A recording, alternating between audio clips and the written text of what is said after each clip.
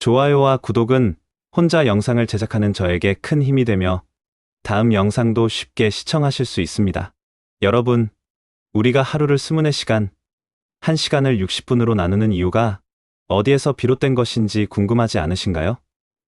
단순히 편리함 때문일까요? 아니면 인류가 오래전부터 남겨온 유산일까요? 오늘 모두의 역사에서는 해와 별, 물의 흐름, 그리고 톱니바퀴와 전자장치까지 시계와 시간 개념이 어떻게 만들어지고 발전해왔는지 알아보겠습니다. 여러분, 잠깐만요. 지금 몇 시인지 한번 확인해 보세요. 스마트폰을 보셨나요? 아니면 손목시계를 확인하셨나요? 우리는 하루에 수십 번씩 시간을 확인하며 살아갑니다. 그런데 혹시 생각해 보신 적 있나요? 왜 하루는 24시간이고 1시간은 60분일까요? 왜 전 세계 모든 사람들이 똑같은 시간 체계를 사용할까요? 이 놀라운 이야기는 약 5천년 전 메소포타미아의 광활한 평원에서 시작됩니다. 티그리스 강과 유프라테스 강 사이의 비옥한 땅에서 인류 최초의 문명이 꽃피우던 그 시절 말이에요. 수메르인들이 남긴 서령문자, 점토판들을 분석한 고고학자들의 연구에 따르면 이들은 60진법이라는 독특한 수 체계를 사용했습니다. 왜 하필 60이었을까요? 이 숫자는 정말 특별합니다. 1, 2, 3, 4, 5, 60, 12, 15, 20, 30으로 나누어 떨어지거든요. 이렇게 많은 약수를 가진 숫자는 계산하기에 매우 편리했어요. 물건을 세거나 분배할 때 여러 방법으로 나눌 수 있었으니까요. 바빌로니아 수학 점토판들을 보면 이들이 천문학 계산에서 60진법을 어떻게 활용했는지 생생하게 드러납니다. 대형 박물관에 소장된 바빌로니아 천문학 점토판 무라핀을 보면 그들이 별의 움직임을 60분할로 나누어 관측했다는 기록이 명확히 나와 있어요. 이것이 바로 우리가 지금 사용하는 1시간 60분, 1분 60초 체계의 출발점이었습니다. 더욱 놀라운 것은 이들이 하루를 12등분했다는 사실입니다. 왜 10이었을까요? 이것은 달의 주기와 관련이 있었어요. 한 달이 대략 30일이고 1년이 12달이라는 것을 관찰한 고대인들은 10이라는 숫자에 특별한 의미를 부여했습니다. 또한 손가락으로 계산할 때도 편리했어요. 한 손에 네 손가락마다 3마리씩 있으니 총 12개, 다른 손에 5손가락으로 12씩 5번 세면 60이 되거든요. 그런데 여러분, 메소포타미아에서 시작된 이 시간 개념이 어떻게 전 세계로 퍼져나갔을까요? 바로 이집트였습니다. 나일강 문명의 이집트인들은 다른 방식을 택했습니다. 그들은 하루를 24시간으로 나누었는데 이는 밤 12시간과 낮 12시간으로 구분한 것이었어요. 파피루스 문서들을 분석한 이집트 학자들의 연구에 따르면 기원전 2000년경부터 이집트인들이 이런 시간 구분법을 사용했다는 증거가 발견됩니다. 카이로 박물관에 소장된 람세스 6세 무덤의 천장화를 보면 하늘의 여신 누트가 하루 24시간을 상징하는 별들을 삼키고 다시 토해내는 모습이 그려져 있어요. 이는 이집트인들이 시간을 순환하는 개념으로 이해했다는 것을 보여줍니다. 이집트의 데칸 별표 시스템은 정말 정교했습니다. 그들은 밤하늘의 별자리들을 관찰해서 시간을 측정했어요. 특정 별이 지평선 위로 떠오르는 시점을 기준으로 밤의 시간을 12등분했습니다. 이 시스템은 너무나 정확해서 현재 우리가 사용하는 시간 체계와 거의 차이가 없을 정도였어요. 그런데 고대인들이 시간을 측정하기 위해 가장 먼저 주목한 것은 무엇이었을까요? 바로 그림자였습니다. 해가 뜨고 지면서 생기는 그림자의 길이와 방향이 규칙적으로 변한다는 것을 발견한 거죠. 이것이 바로 해시계의 시작이었어요. 세계에서 가장 오래된 해시계 중 하나는 이집트에서 발견되었습니다. 기원전 1500년경에 만들어진 것으로 추정되는 이 해시계는 현재 베를린의 이집트 박물관에 소장되어 있어요. 길이 약 30cm의 스퀘어암으로 만들어진 이 해시계는 놀랍도록 정교합니다. 이 고대 해시계의 작동 원리는 정말 간단하면서도 천재적이었어요. T자 모양의 막대를 동서 방향으로 놓고 그림자가 떨어지는 위치에 따라 시간을 읽었습니다. 아침에는 막대를 서쪽을 향하게 하고 정오 이후에는 동쪽을 향하게 해서 하루 종일 시간을 측정할 수 있었어요. 더욱 놀라운 것은 이집트인들이 계절에 따른 그림자 길이 변화까지 고려했다는 점입니다. 여름에는 해가 높이 떠서 그림자가 짧아지고 겨울에는 해가 낮아서 그림자가 길어진다는 것을 알고 있었거든요. 그래서 계절별로 다른 눈금을 사용하는 복잡한 해시계들도 만들어졌습니다. 그리스의 아테네에 있는 바람의 탑이라 불리는 호롤로기온도 빼놓을 수 없는 유물이에요.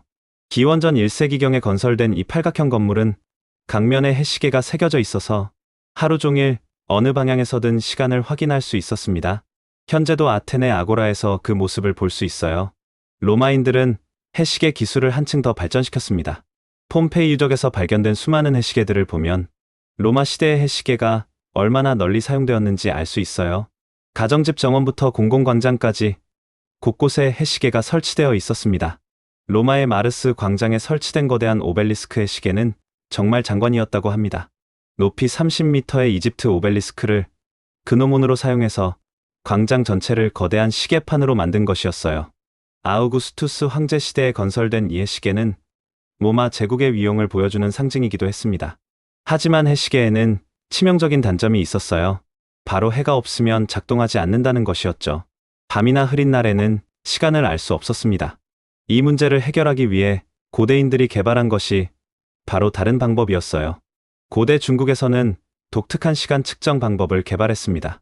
한나라 시대의 사서인 사기에 기록된 바에 따르면 중국인들은 하루를 12시즌으로 나누어 각각의 동물의 이름을 붙였습니다. 쥐, 소, 호랑이, 토끼, 용, 뱀, 말, 양, 원숭이, 닭개, 돼지로 이루어진 12지신 체계가 바로 그것이에요. 이는 단순히 시간을 나타내는 것을 넘어 운명과 성격을 점치는 도구로도 사용되었습니다. 당나라 시대에는 더욱 정교한 시간 분할 체계가 등장했습니다. 하루를 백각으로 나누는 체계가 그것인데 이는 십진법에 기반한 독특한 시간 개념이었어요. 신당서에 기록된 바에 따르면 이 체계는 관청의 업무 시간을 정확히 관리하는 데 사용되었다고 합니다. 인도의 고대 시간 개념도 흥미롭습니다.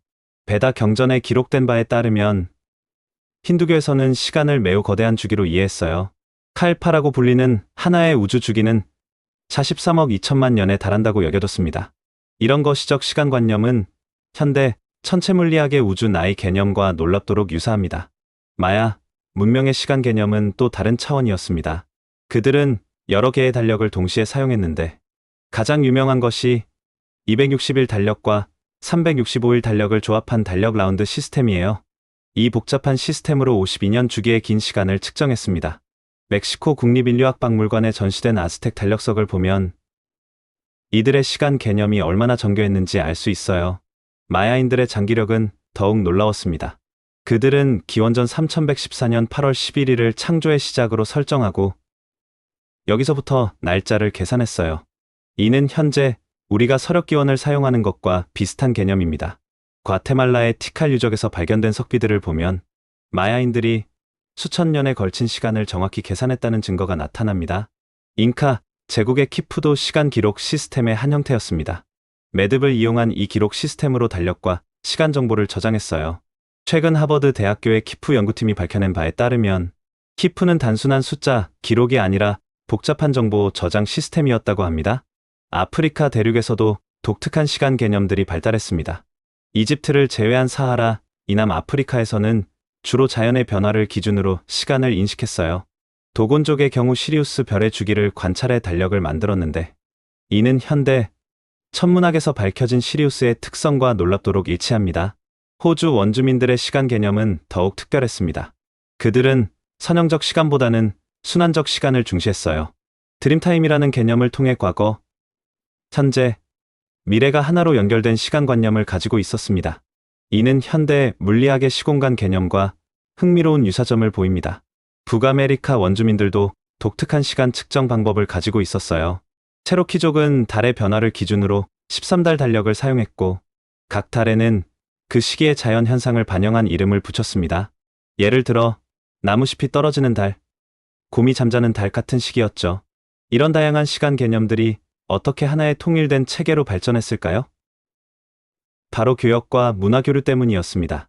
실크로드를 통한 동서교역이 활발해지면서 서로 다른 시간 체계를 사용하는 상인들 사이에서 공통된 시간 기준의 필요성이 대두되었어요. 알렉산드로스 대왕의 동방 원정은 그리스의 시간 개념을 아시아 전역에 퍼뜨렸습니다. 헬레니즘 문화의 확산과 함께 그리스식 해시계와 시간 분할법이 인도와 중앙아시아까지 전해졌어요. 아프가니스탄의 아이아눔 유적에서 발견된 그리스식 해시계가 그 증거입니다.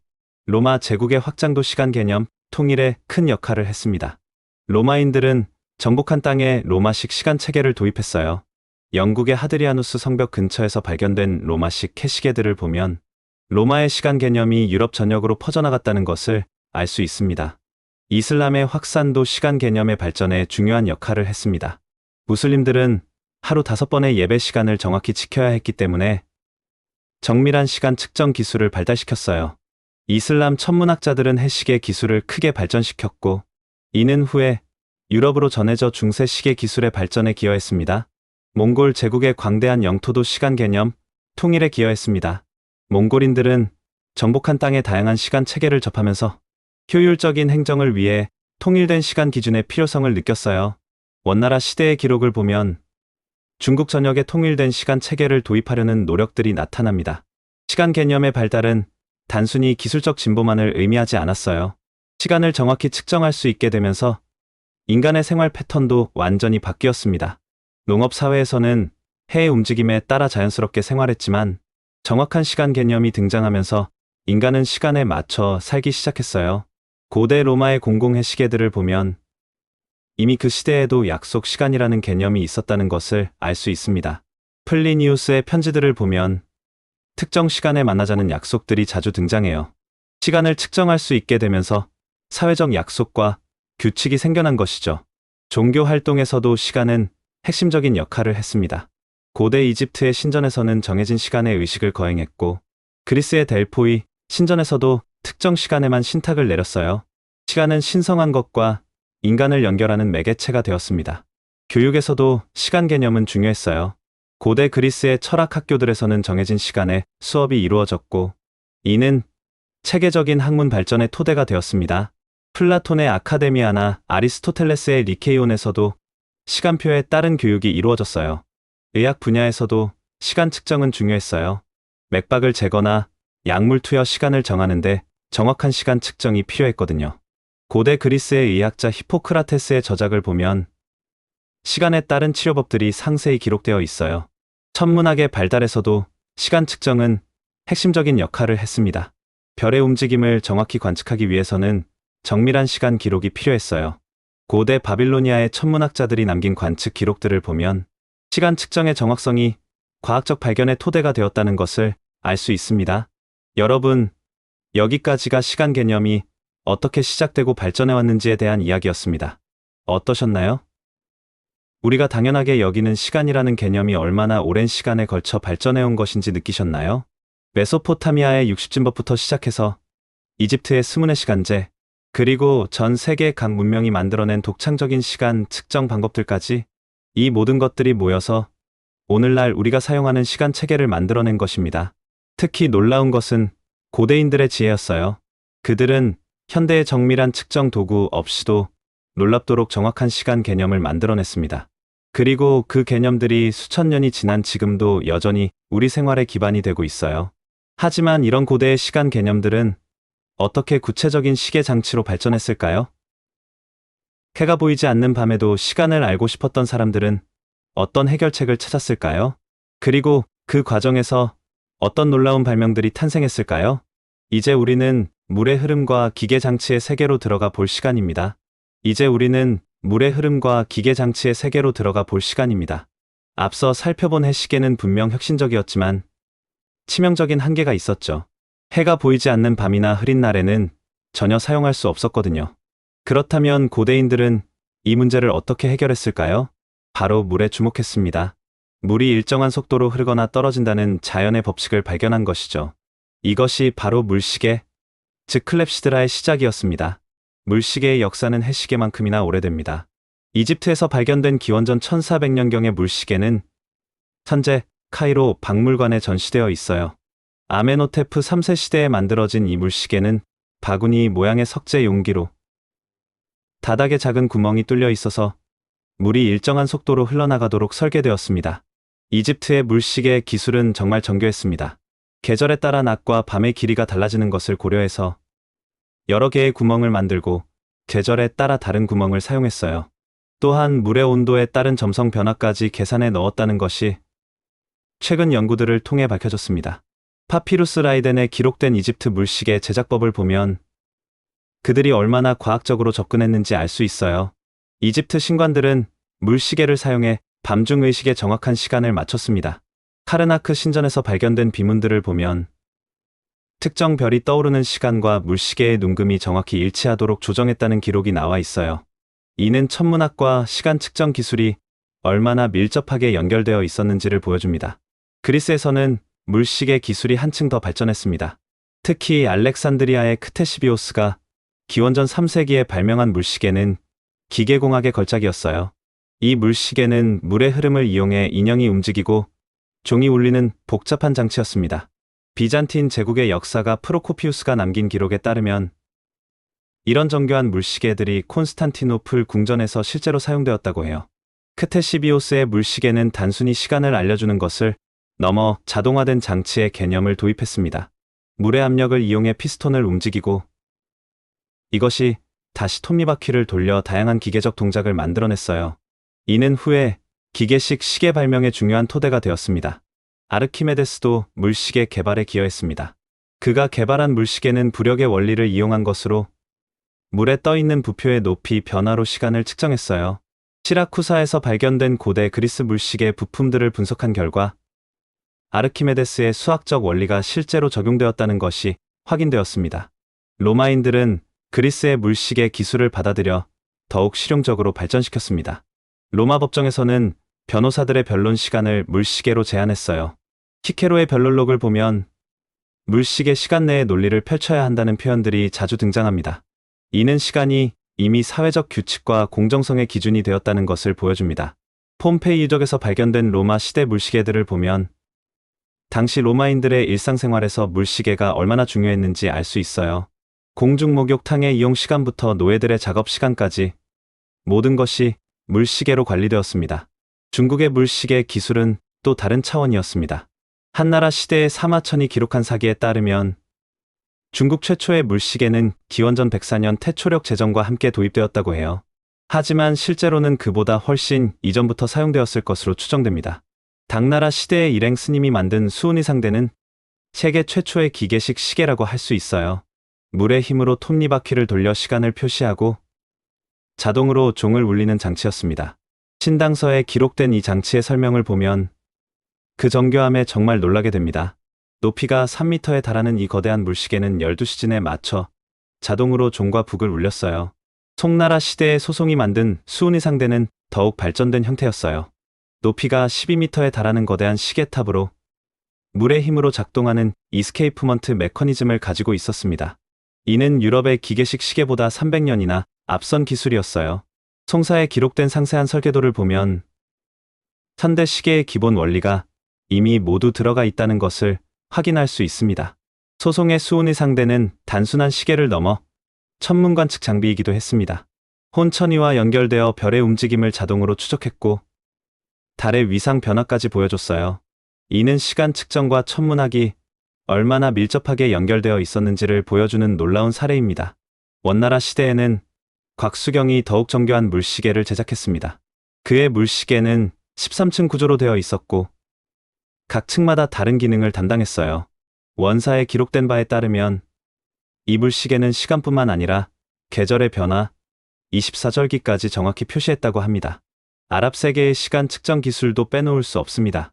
특히 이슬람 사원에서 정확한 예배 시간을 알기 위해 발달한 시간 측정 기술은 정말 놀라웠어요. 13세기 알자자리가 제작한 코끼리 시계는 물시계와 기계장치를 결합한 복합 시계였습니다. 이 시계는 인도의 코끼리, 이집트의 불사조, 아랍의 인형, 페르시아의 융단 등 다양한 문화 요소를 결합해 만든 국제적인 작품이었어요. 알자자리의 코끼리 시계는 30분마다 자동으로 작동했습니다. 물이 떨어지면서 구슬이 굴러떨어지고 이것이 연쇄 반응을 일으켜 코끼리 위에 인형이 움직이며 종을 울렸어요. 이스탄불의 토카프 궁전 박물관에 소장된 알자자리의 설계도를 보면 그 복잡하고 정교한 메커니즘에 정말 놀라게 됩니다. 9세기 바그다드의 바누 무사 형제들이 만든 자동장치들도 물시계 기술의 발전에 큰 기여를 했습니다. 그들의 저작인 기교로운 장치들에 대한 서적을 보면 물의 힘을 이용한 다양한 자동 장치들이 소개되어 있어요. 이 중에는 시간에 맞춰 자동으로 음악을 연주하는 장치도 있었습니다. 인도의 물시계 기술도 독특했습니다. 고대 인도의 수르야 시단타에 기록된 가티카 얀트라는 구멍이 뚫린 구리 그릇을 물에 띄워 시간을 측정하는 장치였어요. 그릇이 물에 가라앉는 시간을 기준으로 시간을 계산했습니다. 인도 국립박물관에 소장된 고대 가티카 얀트라를 보면 그 정교함에 놀라게 됩니다. 인도의 자이푸르에 있는 잔타르 만타르 천문대에는 물시계와 해시계가 함께 설치되어 있어요. 8세기에 건설된 이 천문대의 거대한 해시계 삼라트 얀트라는 높이가 27m에 달하며 2초 단위까지 정확하게 시간을 측정할 수 있었어요. 유네스코 세계문화유산으로 지정된 이곳은 인도 전통 천문학의 정수를 보여줍니다. 일본의 물시계 기술도 흥미롭습니다. 헤이안 시대에 도입된 물시계는 로쿠코쿠라고 불렸어요. 일본 서기에 기록된 바에 따르면 671년 천지천왕 시대에 최초의 물시계가 설치되었다고 합니다. 이는 중국의 영향을 받은 것이지만 일본만의 독특한 특징도 가지고 있었어요. 일본의 물시계는 시간을 알려주는 것뿐만 아니라 계절의 변화도 표시했습니다. 일본인들은 계절감을 매우 중시했기 때문에 물시계에도 이런 감성이 반영되었어요. 교토의 청수사에 있는 고대 물시계 유적을 보면 당시 일본인들의 세밀한 시간 감각을 느낄 수 있습니다. 한국의 물시계의 기술도 독특했습니다. 조선시대 세종대왕이 만든 자경루는 동아시아 물시계 기술의 집대성이라고 할 수 있어요. 물의 힘으로 시간을 알려주는 이 자동시계는 정해진 시간의 종을 울리고 인형이 나와서 시간을 알려주는 복잡한 장치였어요. 세종실록에 기록된 자경루의 상세한 설명을 보면 그 정교함에 정말 놀라게 됩니다. 4단계의 물통이 연결되어 있고 각 단계마다 다른 기능을 담당했어요. 최상단의 파수호에서 물이 떨어지기 시작해 수수호, 평수호를 거쳐 최종적으로 수수호에 도달하면 자동으로 15 장치가 작동했습니다. 자경루는 단순히 시간을 알려주는 것을 넘어 백성들의 생활을 규율하는 중요한 장치였어요. 궁궐에서 울리는 종소리가 한양 전체에 전해져 모든 사람이 같은 시간을 공유할 수 있었습니다. 이는 조선시대 중앙집권적 통치 체제와도 밀접한 관련이 있었어요.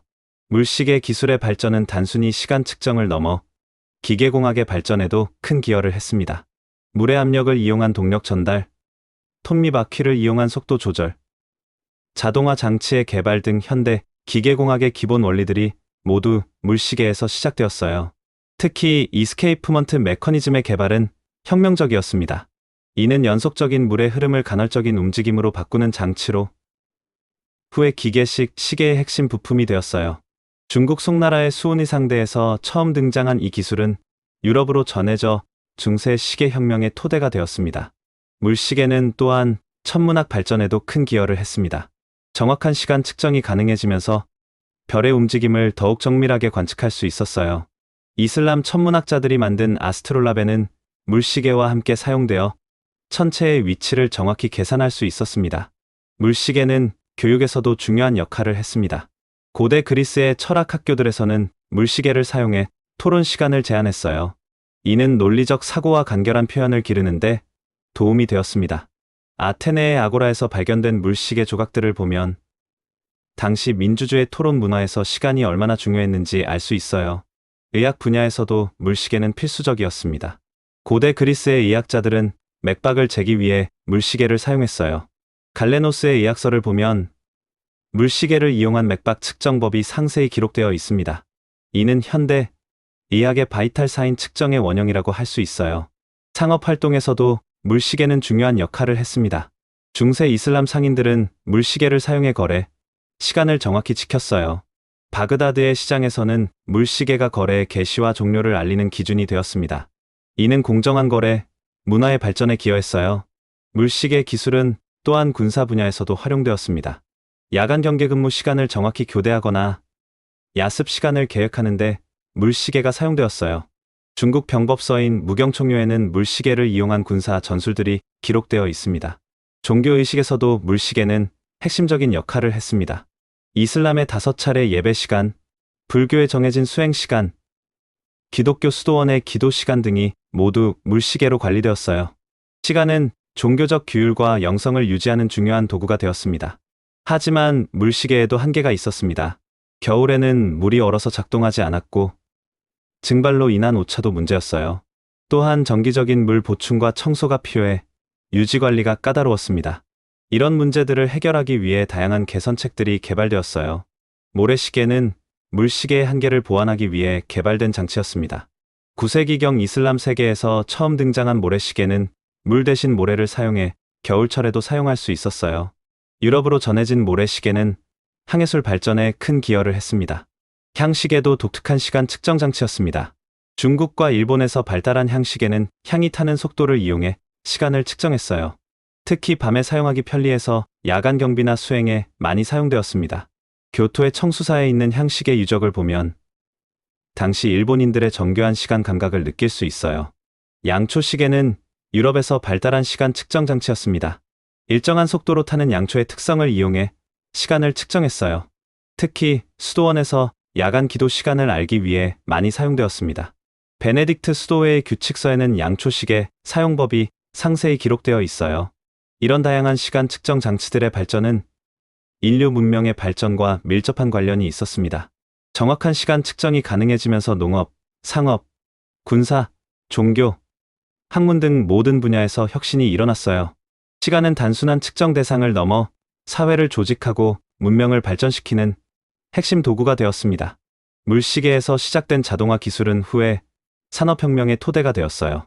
물의 힘을 이용한 동력 전달, 톱니바퀴를 이용한 정밀 제어, 자동화된 작업 순서 등의 개념들이 모두 물시계에서 시작되었거든요. 이런 기술들이 발전해서 방직기계, 증기기관, 그리고 현대의 로봇까지 이어진 것입니다. 시간 측정 기술의 발전은 또한 과학혁명의 기반이 되었어요.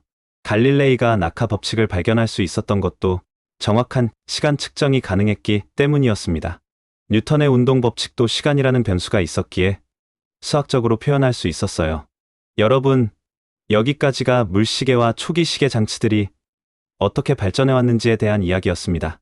물 한 방울의 낙하에서 시작된 인류의 지혜가 어떻게 복잡하고 정교한 자동화 장치로 발전했는지 정말 놀랍지 않으신가요? 이제 이런 물시계 기술들이 중세 유럽으로 전해지면서 어떤 혁명적 변화가 일어났을까요?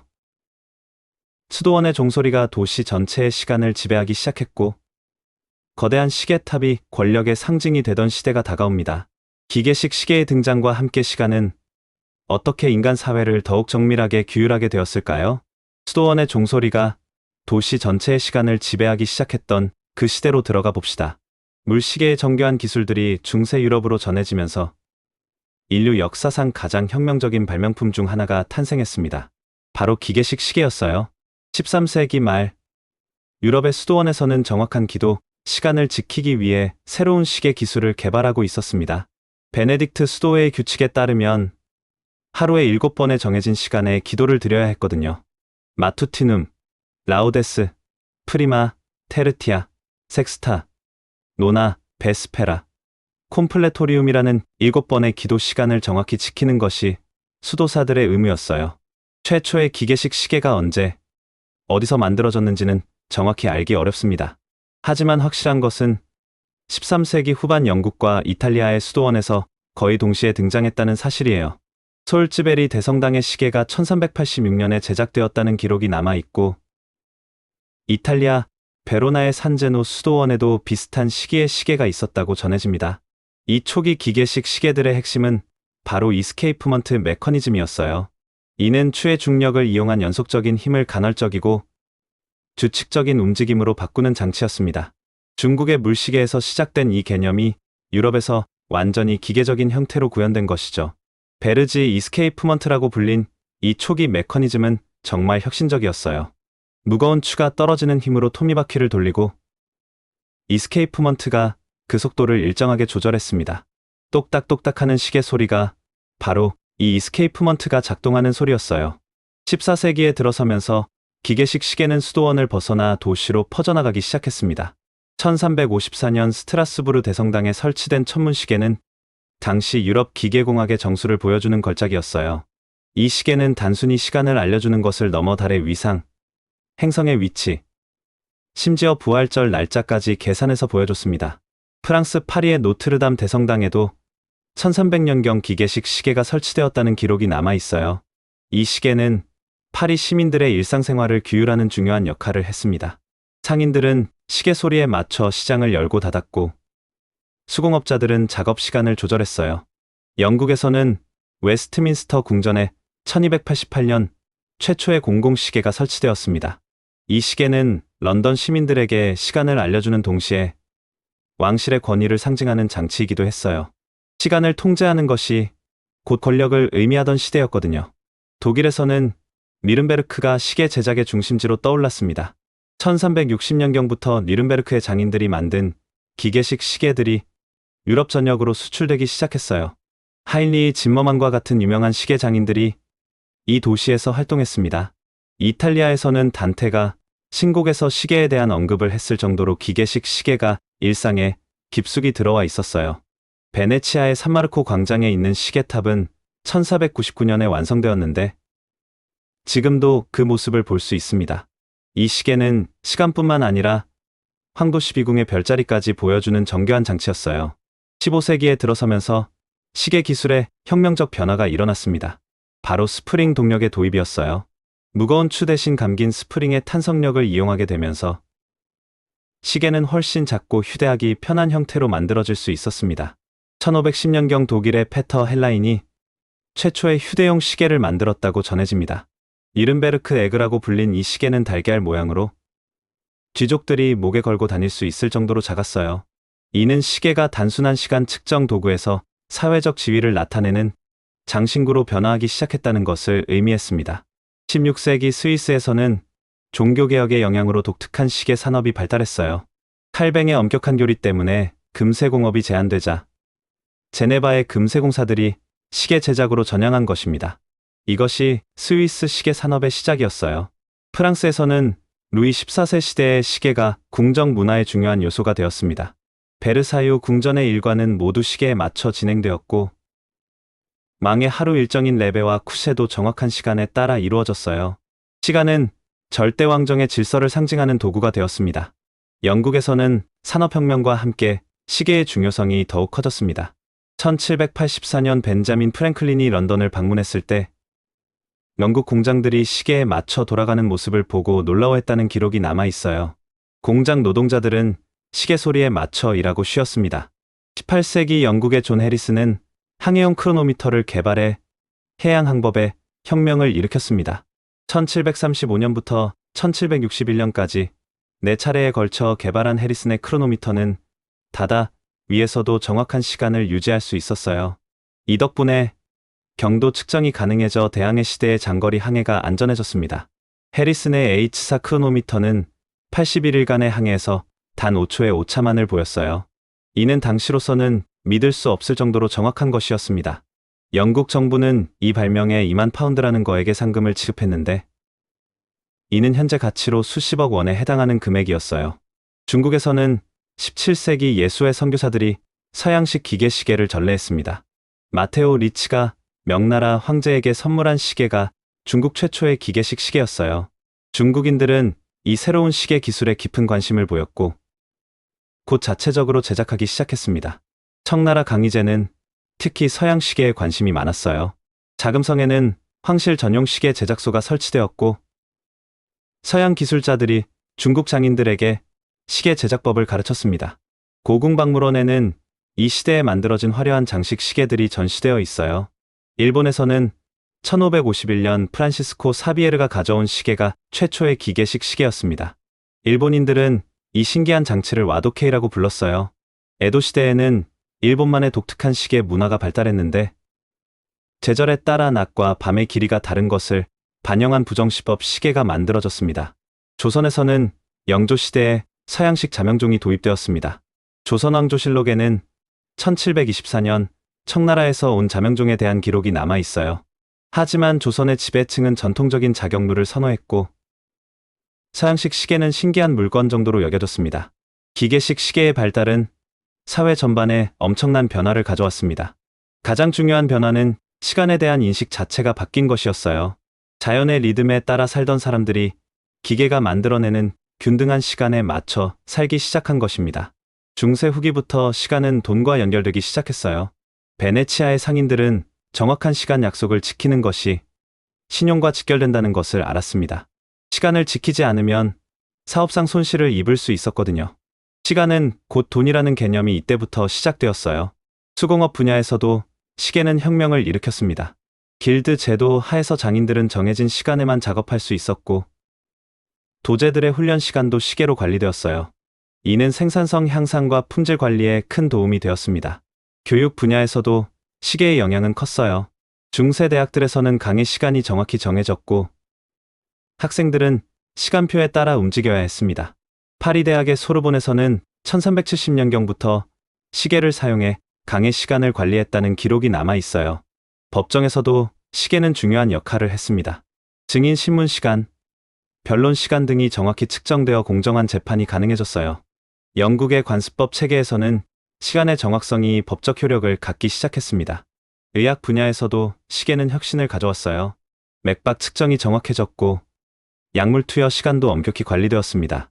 16세기 이탈리아의 의학자 산토리오 산토리는 시계를 이용해 체온과 맥박의 관계를 연구했어요. 종교 생활에서도 시계는 큰 변화를 가져왔습니다. 가톨릭 교회에서는 미사 시간이 정확히 정해졌고, 개신교 교회에서도 예배 시간이 엄격히 지켜졌어요.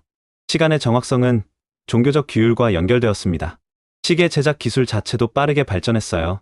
17세기에 크리스티안 하위언스가 진자시계를 발명하면서 시계의 정확도가 획기적으로 향상되었습니다.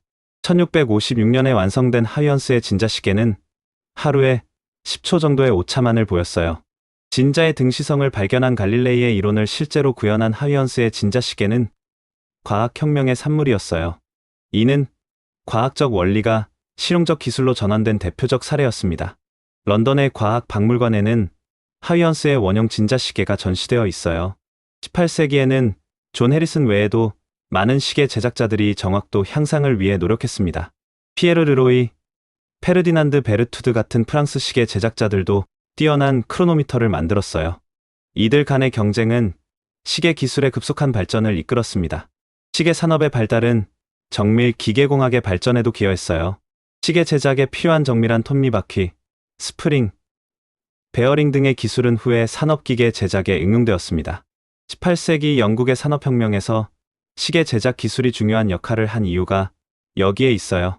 시계는 또한 표준화의 개념을 사회에 도입했습니다. 모든 시계가 같은 시간을 가리켜야 한다는 필요성 때문에 시간의 표준화가 시작되었어요. 이는 후에 도량형 표준화, 품질 표준화 등으로 확장되어 근대 산업사회의 기반이 되었습니다. 국제무역에서도 시계는 중요한 역할을 했어요. 정확한 시간 약속이 가능해지면서 원거리 무역이 체계화되었습니다. 런던, 파리, 암스테르담 등 주요 상업 도시들에서는 거래소의 개장과 폐장 시간이 시계로 엄격히 관리되었어요. 군사 분야에서도 시계는 혁명을 일으켰습니다. 정확한 시간 동조가 가능해지면서 복잡한 작전 계획을 세울 수 있었어요. 나폴레옹의 군대는 시계를 이용한 정밀한 시간 계획으로 유럽을 휩쓸었습니다. 시계 기술의 발전은 또한 과학 연구에도 큰 기여를 했어요. 정확한 시간 측정이 가능해지면서 물리학, 천문학, 화학 등의 실험 과학이 발달할 수 있었습니다. 뉴턴의 역학 법칙도 정확한 시간 측정 없이는 증명할 수 없었을 거예요. 18세기 말에는 시계가 일반 시민들도 구입할 수 있는 수준까지 보급되기 시작했어요. 런던의 시계 제작자들은 대량 생산 기법을 도입해 저렴한 시계를 만들었습니다. 이는 시간의식의 민주화를 가져왔어요. 프랑스 혁명 시기에는 혁명 정부가 십진법 시계를 도입하려 했어요. 하루를 10시간으로 1시간을 100분으로 나누는 혁신적인 시도였지만 기존 시간 체계에 익숙한 시민들의 반발로 실패했습니다. 하지만 이는 시간 개념이 얼마나 사회 깊숙이 뿌리내렸는지를 보여주는 사례였어요. 나폴레옹 시대에는 유럽 전역에 통일된 시간 체계를 도입하려는 시도가 있었어요. 프랑스 혁명력과 함께 새로운 시간 체계를 확산시키려 했지만 이 역시 기존 관습의 벽에 부딪혔습니다. 하지만 이런 시도들은 시간 표준화의 필요성을 각인시켰어요. 19세기에 들어서면서 철도의 등장으로 시간 표준화가 본격화되었습니다. 기차는 정확한 시간표에 따라 운행되어야 했고 이를 위해 전국적인 표준시가 필요했어요. 1840년 영국에서 그리니치 표준시가 도입된 것이 그 시작이었습니다. 시계는 산업혁명과 함께 대량 생산 시대를 맞았어요. 1807년 일라이 테리가 미국에서 최초의 시계 대량 생산을 시작했고 이는 시계를 일반인도 구입할 수 있는 일상용품으로 만들었습니다. 워터베리 워치 컴퍼니 같은 대규모 시계 제조업체들이 등장했어요. 19세기 중반에는 포켓 워치가 신사의 필수품이 되었어요. 빅토리아 시대 영국에서는 포켓워치를 갖지 않은 남성은 사회적으로 인정받기 어려웠습니다. 시계는 정시성과 신뢰성을 상징하는 물건이 되었어요. 여성들을 위한 시계도 등장했어요. 처음에는 목걸이나 브로치 형태였다가 19세기 말에는 팔찌 형태의 손목 시계가 나타났습니다. 이는 20세기 손목 시계 시대의 시작을 알리는 것이었어요. 시계의 사회적 의미는 계급과도 밀접한 관련이 있었어요. 금으로 만든 고급 포켓워치는 부와 지위의 상징이었고, 간단한 은시계는 중산층의 상징이었습니다. 시계의 재질과 장식은 소유자의 사회적 위치를 나타내는 지표였어요. 공장에서는 시계가 노동 통제의 수단이 되었어요. 출근 시간, 휴식 시간, 퇴근 시간이 모두 시계로 엄격히 관리되었습니다. 이는 정근대적 작업 리듬을 기계적 시간 리듬으로 바꾸는 과정이었어요. 학교에서도 시계는 교육의 중요한 도구가 되었어요. 수업 시간, 휴식 시간, 시험 시간이 모두 시계로 정확히 관리되었습니다. 학생들은 어려서부터 시간 규율에 익숙해져야 했어요. 도시 계획에서도 시계는 중요한 요소가 되었어요. 시계탑은 도시의 중심 건물이 되었고, 시민들의 일상을 조율하는 역할을 했습니다. 런던의 빅벤, 파리의 오르세 역시계 등이 대표적인 사례예요. 여러분, 여기까지가 기계식 시계가 어떻게 사회 전체를 변화시켰는지에 대한 이야기였습니다. 수도원의 종소리에서 시작된 기계적 시간이 어떻게 전 사회의 리듬을 바꾸어 놓았는지 정말 놀랍지 않으신가요? 시계는 단순한 시간 측정 도구를 넘어 근대 사회의 기반이 되었어요. 정시성, 효율성, 표준화, 대량 생산 등 근대 산업 사회의 핵심 개념들이 모두 기계식 시계와 함께 등장했습니다. 하지만 이런 기계식 시계도 한계가 있었어요. 온도 변화에 민감했고 정기적인 태엽 감기가 필요했으며 무엇보다 더 정확하고 편리한 시계에 대한 인류의 열망은 계속되었습니다. 과연 어떤 혁신적 기술들이 등장해서 현대의 원자시계와 스마트워치까지 이어지게 되었을까요? 정밀함을 향한 인류의 끝없는 도전이 어떤 놀라운 결과들을 만들어냈는지 함께 확인해 보겠습니다. 정밀함을 향한 인류의 끝없는 도전은 19세기 후반부터 본격적으로 시작되었습니다. 기계식 시계가 사회 전체의 리듬을 바꾸어 놓았지만 온도 변화와 기계적 오차 문제는 여전히 남아 있었어요. 과연 어떤 혁신적 기술들이 등장해서 현대의 원자시계와 스마트워치까지 이어지게 되었을까요? 1880년 피에르 퀴리와 자크 퀴리 형제가 발견한 압전 효과는 시계 역사의 새로운 전환점이 되었습니다. 수정에 압력을 가하면 전기가 발생하고 반대로 전기를 가하면 수정이 진동한다는 이 현상은 당시로서는 혁명적인 발견이었어요. 하지만 이 원리가 실제 시계에 적용되기까지는 50년 가까운 시간이 필요했습니다. 1927년 벨 연구소의 워렌 마리슨이 최초의 수정 발진기를 개발했어요. 32,768Hz로 진동하는 수정의 특성을 이용해 정확한 시간 측정이 가능해진 것입니다. 이 수정 시계는 하루에 0.01초의 오차만을 보였는데 이는 기존 기계식 시계보다 1000배나 정확한 것이었어요. 1930년대에 들어서면서 전 세계 주요 관측소들이 수정 시계를 도입하기 시작했습니다. 미국 국립표준연구소, 영국 테딩턴 관측소, 독일 브라운슈바이크 물리기술연구소 등에서 수정 시계를 사용해 표준시를 관리했어요. 이는 전 세계 시간 동기화의 새로운 시대를 열었습니다. 제2차 세계대전은 정밀 시계 기술 발전에 큰 촉매 역할을 했어요. 레이더, 무선 통신, 항법 장치 등 군사 기술의 정확한 시간 동기화가 필수적이었거든요. 전쟁 중에 개발된 수정 발진기 기술은 전후 민간 시계 산업에 큰 영향을 미쳤습니다. 1945년 컬럼비아 대학교의 이시도르 라비가 원자시계의 기본 원리를 제안했어요.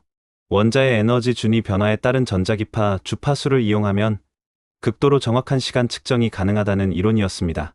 이는 시간 측정 기술의 패러다임 전환을 예고하는 것이었어요. 1949년 미국 국립표준연구소에서 해럴드 라이언스가 최초의 원자시계를 개발했습니다. 암모니아, 분자의 진동을 이용한 이 시계는 수정 시계보다도 훨씬 정확했어요. 하지만 크기가 너무 커서 실용적이지는 못했습니다. 1955년 영국 국립물리연구소의 루이스 에센이 세슘 원자시계를 완성했어요. 세슘 133원자가 방출하는 전자기파의 주파수 91억 9263만 1770Hz를 기준으로 한 이 시계는 300만 년에 1초의 오차만을 보였습니다. 이는 인류가 만든 가장 정확한 시계였어요. 1967년 제13차 국제도량형총회에서 세슘 원자시계를 기준으로 초의 정의가 새롭게 결정되었습니다. 1초는 쇠슌 133 원자의 기저 상태에 있는 두 초미세 준위 사이의 전위에 대응하는 복사의 91억 9263만 1770주기의 지속시간이라는 정의가 확정된 것이죠. 이는 시간 측정이 천체의 움직임에서 완전히 독립된 순간이었어요. 1972년 협정세계시가 도입되면서 전 세계가 원자시계를 기준으로 한 통일된 시간을 사용하기 시작했어요. 파리의 국제도량형사무소에서 관리하는 국제원자시가 전 세계 시간의 기준이 되었습니다. 현재 전 세계 70여 개국의 400여 개의 원자시계가 이 시스템에 참여하고 있어요. 한편 일반인들을 위한 시계 기술도 빠르게 발전하고 있었습니다. 1957년 해밀턴 워치 컴퍼니가 최초의 전기시계 벤츄라를 출시했어요. 배터리로 작동하는 이 시계는 태엽을 감을 필요가 없어 큰 인기를 끌었습니다. 1969년 세이코가 세계 최초의 수정 손목시계 아스트론을 출시했어요.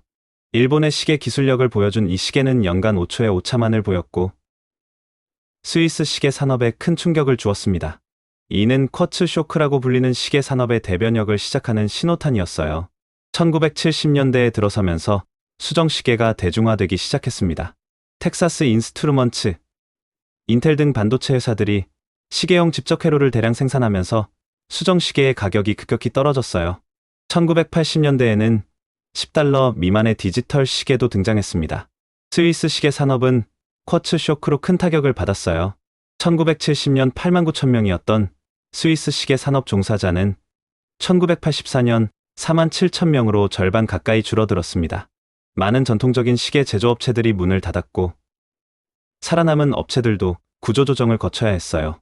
하지만 스위스는 독특한 전략으로 위기를 극복했습니다. 1983년 스와치가 출시되면서 시계를 단순한 시간 측정 도구가 아닌 패션 액세서리로 재포지셔닝했어요. 저렴하면서도 디자인이 뛰어난 스와치는 전 세계적인 성공을 거두었습니다. 동시에 스위스는 고급 기계식 시계 시장에 집중했어요. 파텍 필립, 바쉐론 콘스탄틴, 오데마 피게 같은 명품 브랜드들은 수제 기계식 시계의 예술적 가치를 강조했습니다. 이는 대량 생산되는 수정 시계와 차별화된 전략이었어요. 1980년대 후반부터는 일본이 시계 기술의 선두주자로 떠올랐어요. 시티즈는 1976년 태양광 시계 크리스트론을 출시했고 카시오는 1983년 지쇼크로 내구성 시계 시장을 개척했습니다. 이들 일본 브랜드는 기술력과 실용성을 앞세워 세계 시장을 장악했어요. 1990년대에는 전파 시계가 등장했습니다. 독일, 일본, 미국, 영국 등에서 표준시 전파를 송출하기 시작했고 이를 수신하는 시계들이 개발되었어요. 전파 시계는 매일 자동으로 시간을 보정해서 항상 정확한 시간을 유지할 수 있었습니다. 1995년 전 세계 GPS 시스템이 완전히 운영되기 시작했어요. 24개의 위성이 송출하는 원자시계 기반의 시간 신호를 통해 전 세계 어디서든 정확한 시간과 위치를 알 수 있게 되었습니다. 이는 시간과 공간 정보의 혁명이었어요. 인터넷의 보급과 함께 네트워크 시간 프로토콜이 개발되었습니다. 1985년 델라웨어 대학교의 데이비드 밀스가 개발한 이 프로토콜은 인터넷 연결된 모든 컴퓨터가 정확한 시간을 공유할 수 있게 해주었어요. 현재 전 세계 수백만 대의 컴퓨터가 이 시스템을 사용하고 있습니다. 21세기에 들어서면서 시계는 더욱 다양한 기능을 갖추기 시작했어요. 2000년 시티즌이 출시한 에코드라이브 시계는 어떤 광원으로도 충전이 가능해 반영구적으로 사용할 수 있었습니다. 2004년 시티즌의 위성 전파 시계 에코드라이브 새틀라이트 웨이브는 GPS 위성으로부터 시간 정보를 받아 전 세계 어디서든 정확한 현지 시간을 표시했어요. 스마트폰의 등장은 시계 산업에 또 다른 변화를 가져왔습니다. 2007년 아이폰이 출시되면서 많은 사람들이 별도의 시계 없이도 정확한 시간을 확인할 수 있게 되었어요. 젊은 세대를 중심으로 손목시계 착용률이 급격히 감소했습니다. 하지만 시계 산업은 이 위기를 새로운 기회로 전환시켰어요. 2015년 애플워치가 출시되면서 스마트워치 시대가 본격적으로 시작되었습니다. 단순히 시간을 보는 것을 넘어 건강관리, 운동 기록, 메시지 확인, 결제 등 다양한 기능을 제공하는 스마트워치는 새로운 시계의 패러다임을 제시했어요. 애플워치는 출시 첫 해에 1200만 대가 판매되어 스위스 전체 시계 수출량을 넘어섰습니다. 삼성, 화웨이, 가민 같은 회사들도 각자의 강점을 살린 스마트워치를 출시했어요. 스마트워치 시장은 연간 20% 이상의 성장률을 보이며 시계 산업의 새로운 동력이 되었습니다. 전통적인 스위스 시계 업계도 스마트워치에 대응하기 시작했어요. 태그 호이어는 2015년 스마트워치 커넥티드를 출시했고, 몽블랑, 브라이틀링 등도 스마트 기능을 탑재한 시계들을 내놓았습니다. 전통과 혁신의 결합이 이루어진 것이죠. 한편 과학계에서는 더욱 정밀한 시계 개발이 계속되고 있어요. 2010년 미국 국립표준기술연구소에서 개발한 광격자 시계는 셰슘 원자시계보다 100배 정확했습니다. 이 시계는 우주의 나이인 138억 년 동안 작동해도 1초에 오차만을 보일 정도로 정확해요. 2019년에는 이테르뷴 이온을 이용한 원자시계가 개발되어 190억 년 동안 1초에 오차만을 보인다는 기록을 세웠습니다. 이런 극도로 정확한 시계들은 중력파 검출, 상대성 이론 검증, 기본 물리 상수 측정 등의 첨단 과학 연구에 활용되고 있어요. 시간 측정 기술의 발전은 현대 사회의 모든 분야에 영향을 미쳤습니다. 인터넷에서 주식 거래까지 모든 것이 극도로 정확한 시간 동기화에 의존하고 있어요. 고주파 거래에서는 마이크로초 단위의 시간 차이가 수백만 달러의 손익을 좌우하기도 합니다. GPS는 우리 일상생활에 없어서는 안 될 기술이 되었어요. 내비게이션, 배달 서비스, 위치 기반 앱 등이 모두 GPS 위성의 원자시계에 의존하고 있습니다. 만약 GPS 시계가 하루에 1초씩 늦어진다면 이치 오차는 300m에 달할 거예요. 전력 시스템도 정확한 시간 동기화가 필수적입니다. 전국의 발전소들이 정확히 동기화되어 전력을 공급해야 전력망의 안정성을 유지할 수 있어요. 시간 동기화가 어긋나면 대규모 정전 사태가 발생할 수도 있습니다. 통신 시스템에서도 시간 동기화는 핵심적인 역할을 해요. 오지 이동통신에서는 나노초 단위의 정확한 시간 동기화가 필요합니다. 기지국들이 정확히 동기화되어야 간섭 없이 대용량 데이터를 전송할 수 있거든요. 금융 시스템에서 시간의 중요성은 더욱 커지고 있어요. 알고리즘 거래에서는 밀리초 단위의 시간 차이가 거래, 성패를 좌우합니다. 뉴욕 증권거래소와 시카고 상품거래소 사이의 광케이블은 직선거리로 놓아 통신 지연을 최소화할 정도예요. 현대의 시간 문화도 크게 변했습니다. 스마트폰과 스마트워치 덕분에 우리는 언제든지 정확한 시간을 확인할 수 있어요. 시계는 더 이상 시간을 보는 도구가 아니라 우리 생활의 모든 면을 관리하는 개인 비서가 되었습니다. 웨어러블 기기를 통한 건강 관리는 시간과 건강의 관계를 새롭게 조명했어요.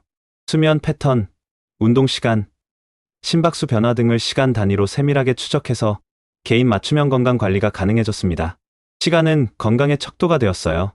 작업 패턴도 크게 변했습니다. 리모트 워크와 플렉시블 타임이 확산되면서 전통적인 9시-6시 근무 패턴이 해체되고 있어요.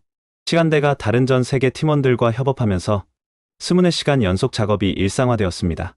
소셜미디어와 온라인 콘텐츠 소비도 우리의 시간 감각을 바꾸어 놓았어요.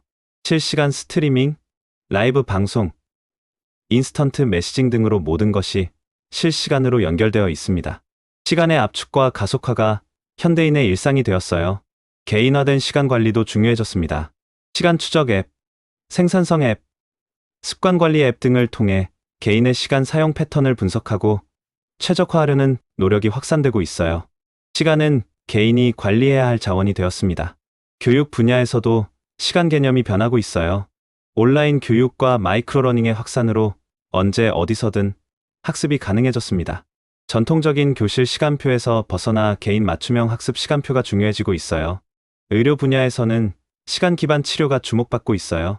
생체 리듬을 고려한 시간 치료학이 발달하면서 약물 투여 시간, 수술 시간, 치료 시간을 개인의 생체 리듬에 맞춰 조절하는 연구가 활발해지고 있습니다. 환경과 에너지 관리에서도 시간이 핵심 요소가 되었어요. 스마트 그리드는 전력 수요와 공급을 실시간으로 조절해서 에너지 효율성을 극대화합니다. 태양광과 풍력 같은 재생에너지의 간헐적 특성을 시간 단위로 예측하고 관리하는 기술이 발달하고 있어요. 교통 시스템도 실시간 최적화가 중요해졌습니다.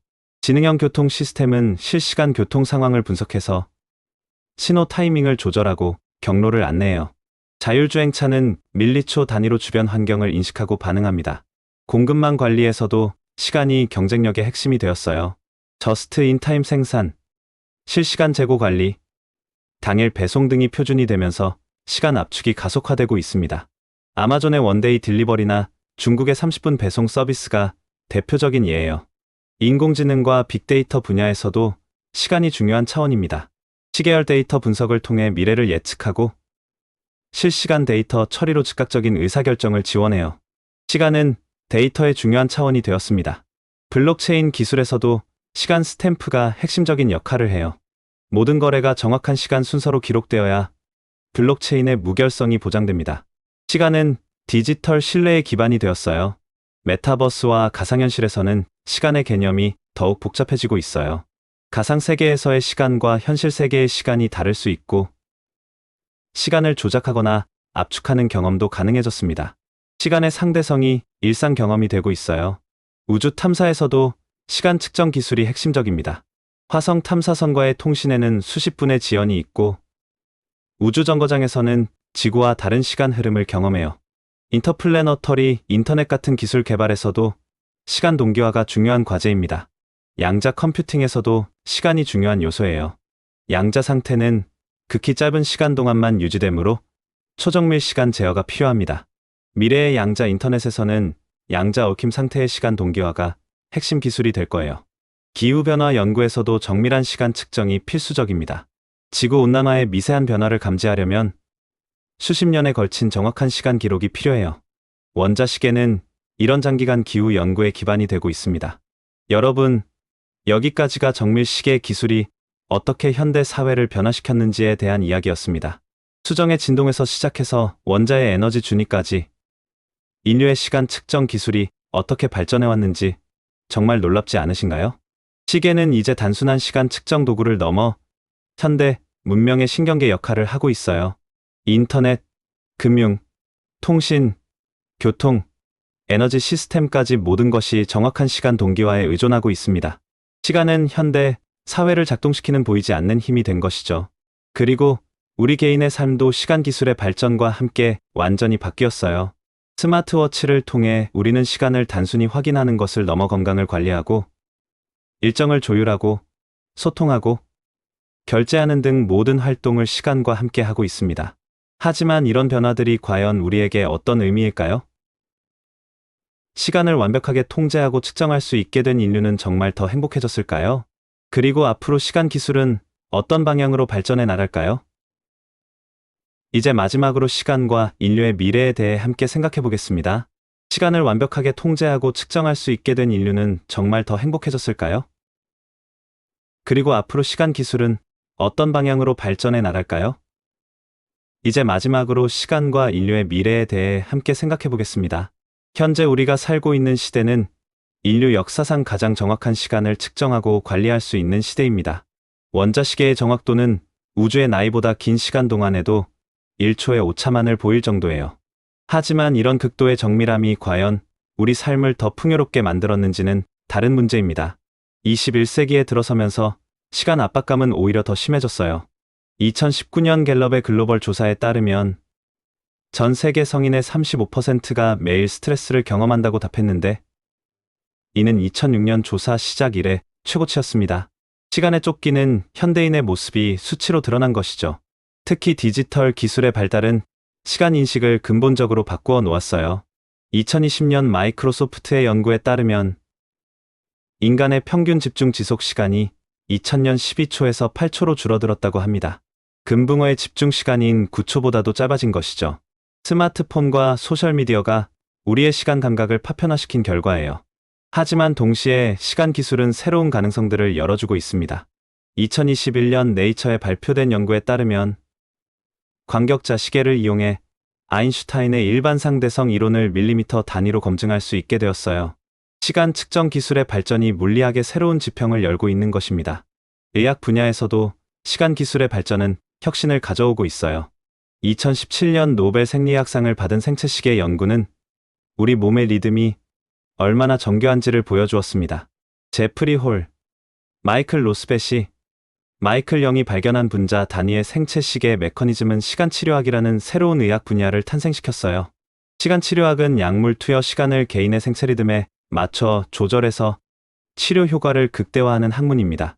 2020년 발표된 연구에 따르면 혈압약을 잠자리에 들기 전에 복용하면 아침에 복용하는 것보다 심혈관 질환 위험을 45% 줄일 수 있다고 해요. 시간이 치료의 핵심 요소가 된 것입니다. 교육 분야에서도 시간에 대한 새로운 접근이 시도되고 있어요. 2018년 핀란드에서 시작된 현상 기반 학습은 전통적인 시간표를 해체하고 주제 중심의 유연한 시간 운용을 도입했습니다.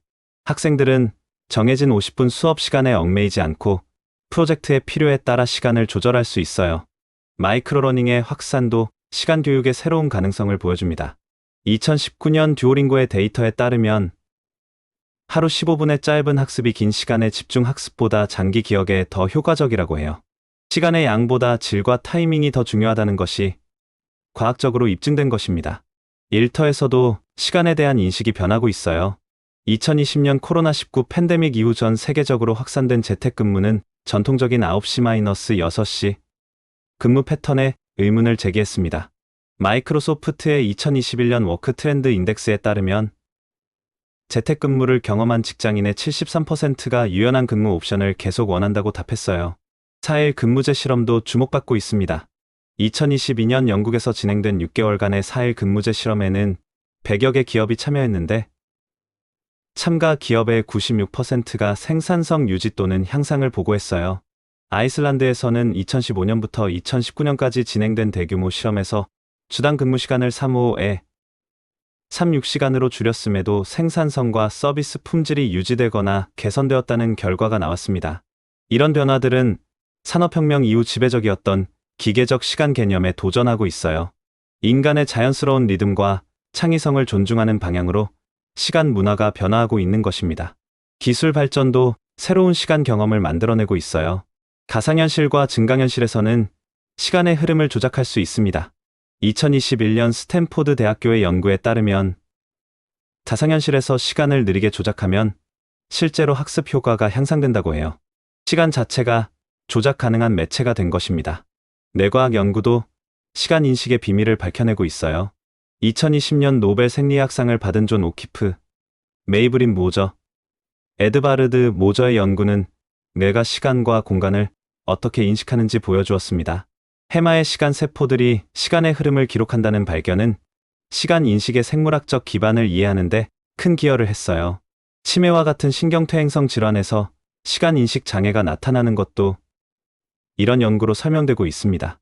2019년 발표된 연구에 따르면 알츠하이머 환자들이 겪는 시간 혼란은 뇌의 시간 세포 손상과 직접적으로 연관되어 있다고 해요. 시간은 단순한 물리적 현상이 아니라 뇌가 구성하는 주관적 경험이라는 것이 밝혀진 것입니다. 인공지능과 머신러닝 분야에서도 시간은 핵심적인 요소가 되고 있어요. 2017년 구글이 발표한 트랜스포머 아키텍처는 시계열 데이터를 처리하는 새로운 방법을 제시했습니다. 이를 기반으로 한 GPT 같은 대형 언어 모델들은 시간적 맥락을 이해하고 미래를 예측하는 능력을 보여주고 있어요. 2020년 딥마인드가 개발한 알파폴드는 단백질 구조 예측에서 혁신을 이뤘는데 이는 시간에 따른 분자, 동역학을 정확히 모델링한 결과였어요. 시간은 인공지능이 세상을 이해하는 중요한 차원이 되었습니다.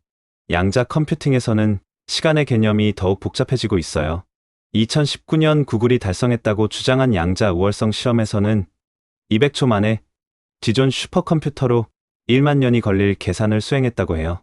양자 컴퓨터는 시간의 개념 자체를 바꾸어 놓을 수 있는 잠재력을 가지고 있습니다.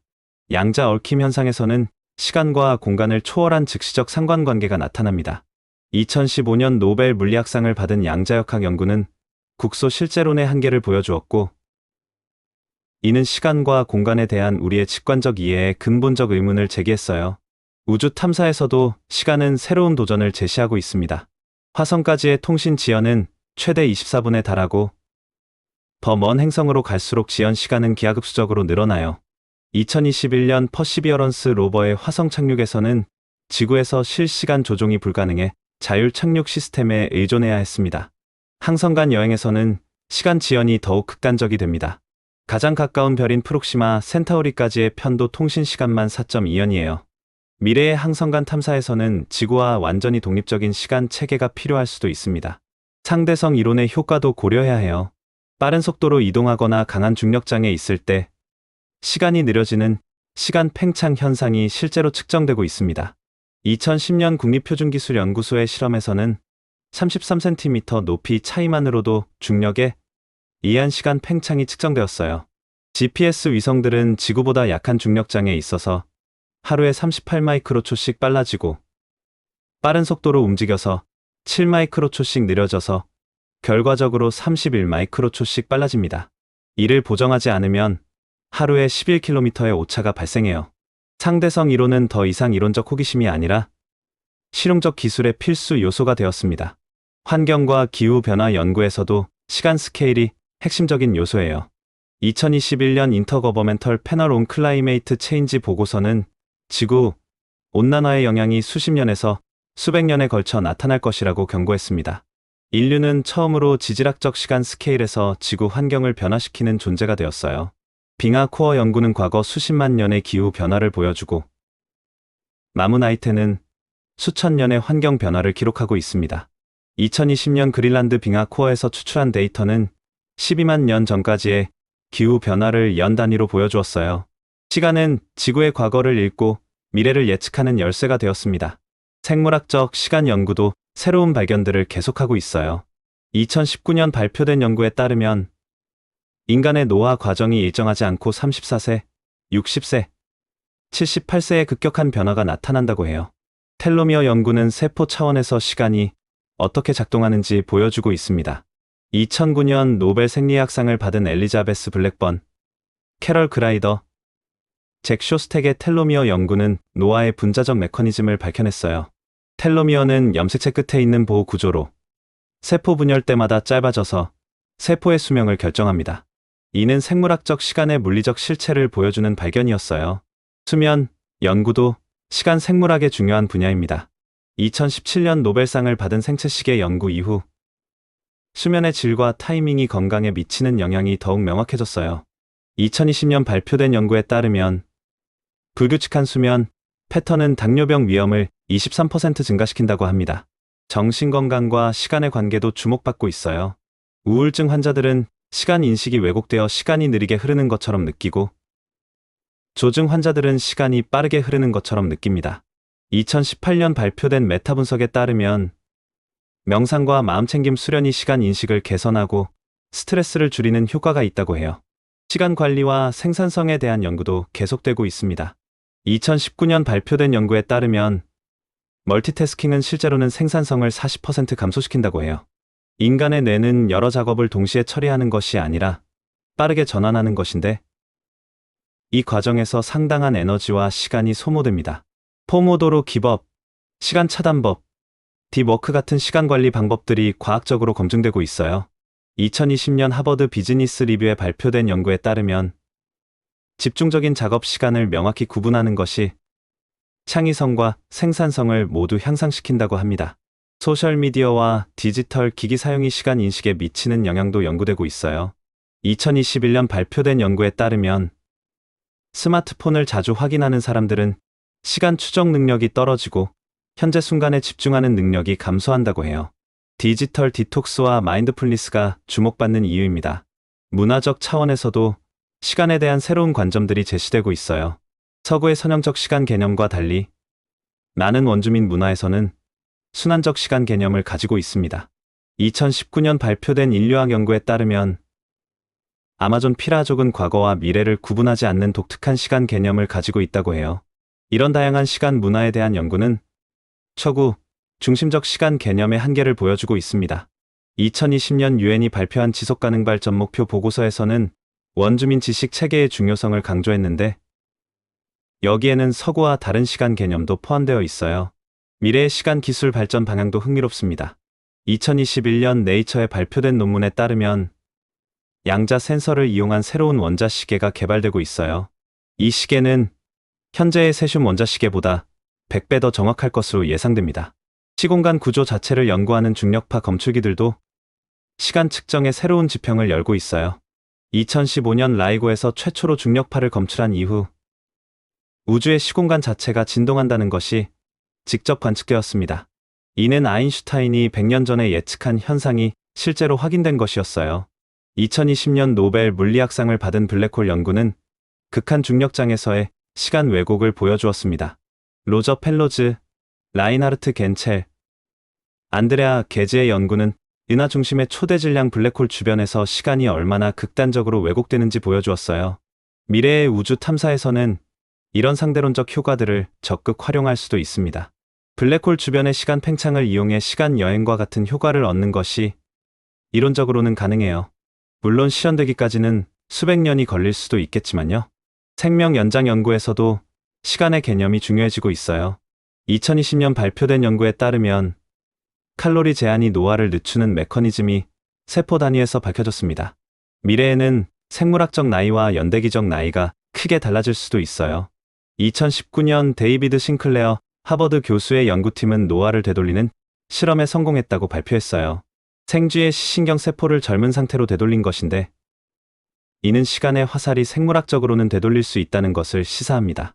인공지능의 발전도 시간 인식에 새로운 차원을 더하고 있어요. 2021년 오픈 AI가 발표한 GPT 시리즈는 과거의 텍스트 데이터를 학습해 미래의 텍스트를 생성하는 능력을 보여주었습니다.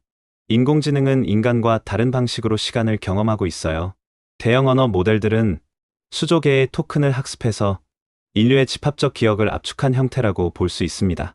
이는 시간을 초월한 지식의 결정체라고 할 수 있어요. 미래에는 인공지능이 인간보다 더 긴 시간 스케일에서 사고할 수 있을지도 모릅니다. 뇌컴퓨터 인터페이스 기술의 발전도 시간 경험을 바꿀 수 있어요. 2021년 뉴럴링크의 실험에서는 원숭이가 생각만으로 컴퓨터 게임을 하는데 성공했습니다. 미래에는 뇌와 컴퓨터가 직접 연결되어 시간 인식 자체가 확장될 수도 있어요. 가상현실과 메타버스에서는 시간의 개념이 더욱 유연해질 것입니다.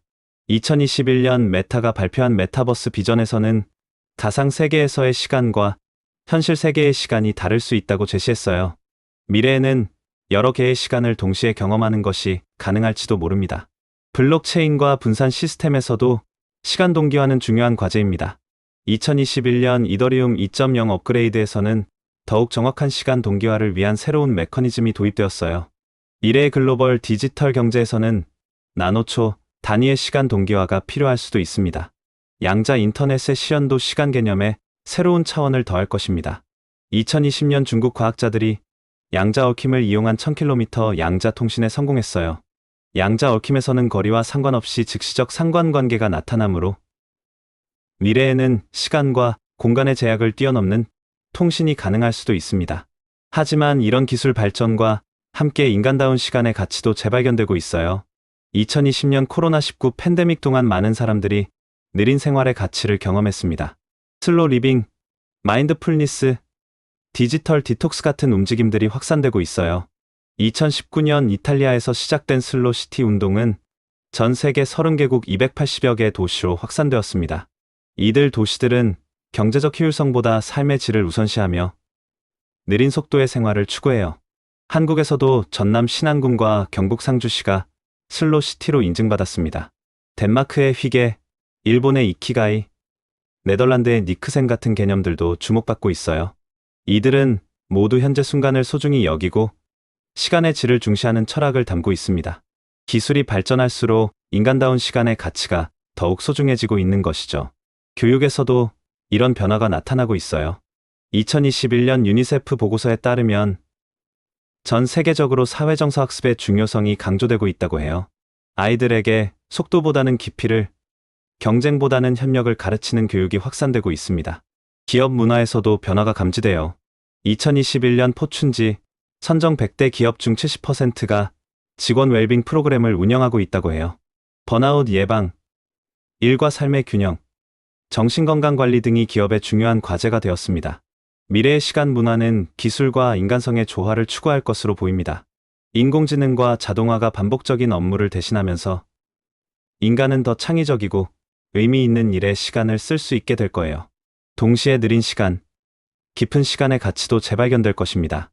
여러분, 메소포타미아의 60진법에서 시작해서 현재의 원자시계와 미래의 양자시계까지 정말 긴 시간의 여행을 함께 했습니다. 시간은 단순한 물리적 현상을 넘어 인류 문명의 핵심이 되었고 우리 삶의 모든 영역에 깊숙이 스며들어 있어요. 그러나 가장 중요한 것은 시간 기술이 아니라 시간을 어떻게 사용하느냐는 것입니다. 아무리 정확한 시계를 가져도 의미 없는 시간을 보낸다면 소용없어요. 반대로 시계가 없어도 소중한 사람들과 함께 보내는 시간은 영원히 기억에 남을 거예요. 미래에는 기술이 시간을 관리해주는 것이 아니라 우리가 기술을 이용해 더 인간다운 시간을 만들어가는 것이 중요할 거예요. 정확한 시간 측정은 수단일 뿐, 목적은 더 의미 있고 행복한 삶을 사는 것이니까요. 시간 기술의 발전이 가져올 윤리적 문제들도 고려해야 합니다. 2022년 세계경제포럼에서는 시간 데이터의 수집과 활용에 대한 프라이버시 우려가 제기되었어요. 우리의 모든 시간 활용 패턴이 데이터로 수집되고 분석되는 시대에 시간적 프라이버시라는 새로운 개념이 필요할 수도 있습니다. 또한 시간 기술 격차 문제도 심각해질 수 있어요. 첨단 시간 관리 기술에 접근할 수 있는 사람과 그렇지 못한 사람 사이의 차이가 사회적 불평등을 더욱 심화시킬 수도 있습니다. 2021년 유엔개발계획 보고서에서도 디지털 격차가 시간 격차로 이어질 수 있다고 경고했어요. 환경 문제도 무시할 수 없습니다. 수많은 디지털 기기들이 끊임없이 시간을 동기화하고 업데이트하는 과정에서 막대한 에너지가 소모돼요. 2020년 국제에너지기구 보고서에 따르면 전 세계 데이터 센터가 소비하는 전력은 전체 전력 소비의 1%에 달한다고 합니다. 시간 기술의 발전이 환경에 미치는 영향도 신중히 고려해야 할 문제예요. 그럼에도 불구하고 시간 기술이 인류에게 가져다줄 긍정적 가능성은 무궁무진합니다. 정밀한 시간 측정을 통해 질병을 더 일찍 발견하고 개인 맞춤형 치료를 제공할 수 있을 거예요.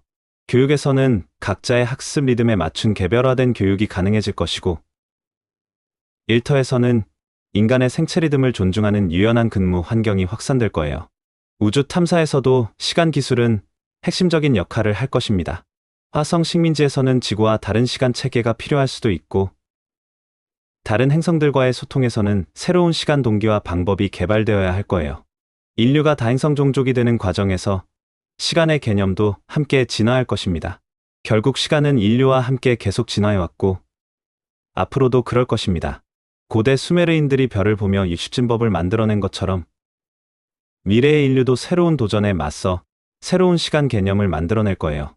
가장 중요한 것은 시간 기술이 인간을 위해 존재한다는 점을 잊지 않는 것입니다. 아무리 정확한 원자시계도 사랑하는 사람과 함께 보내는 한순간의 소중함을 측정할 수는 없어요. 기술은 발전하지만 인간의 근본적인 시간 경험, 기다림, 그리움, 행복, 슬픔은 변하지 않을 것입니다.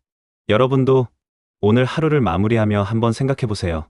시계가 알려주는 시간이 아니라 여러분의 마음이 느끼는 시간은 어땠나요? 바쁘게 흘러간 하루였나요? 아니면 의미 있는 순간들로 가득한 하루였나요? 5000년 전 메소포타미아에서 시작된 시간 측정의 여정은 계속되고 있습니다. 그리고 그 여정의 주인공은 바로 여러분 한 사람 한 사람입니다. 미래의 시간은 여러분이 어떻게 만들어가느냐에 달려 있어요. 모두의 역사와 함께한 시간 여행이 여러분에게 조금이나마 의미 있는 시간이었기를 바랍니다. 시간의 역사를 통해 우리는 시간이 단순한 숫자가 아니라 인간의 지혜와 노력, 그리고 꿈이 쌓여 만들어진 문명의 결정체라는 것을 확인할 수 있었어요. 앞으로도 모든 순간이 여러분에게 소중하고 의미 있는 시간이 되기를 바라며 오늘의 시간 여행을 마무리하겠습니다. 역사에 대해서 궁금하신 게 있다면 댓글로 남겨주세요. 남겨주신 댓글을 확인해서 역사에 대해서 다음 영상을 제작하겠습니다. 좋아요와 구독은 혼자 영상을 제작하는 저에게 큰 힘이 되며 다음 영상도 쉽게 시청하실 수 있습니다. 저는 그럼 다음 역사를 제작하여 다시 찾아뵙겠습니다.